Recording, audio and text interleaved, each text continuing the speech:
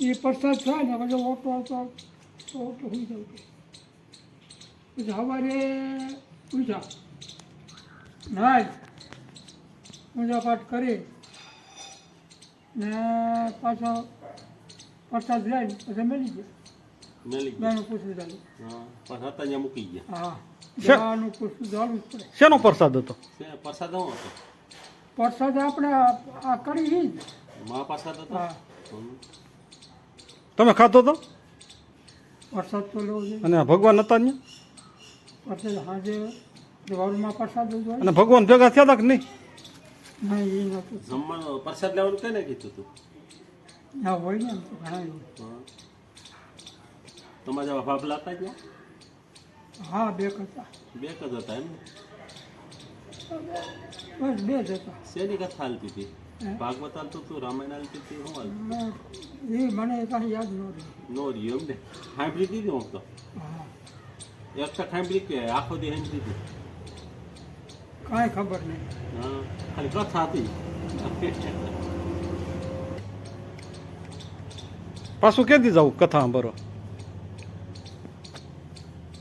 લેવા આવે તે જ બી હે પાછા લઈ જાય. હા લઈ જાય મેલી ના લઈ જાય મેળી જાય. હા તેથી લેવા આવે તે સાંભળી જશું પાછા. હા ગા કેવી હતી?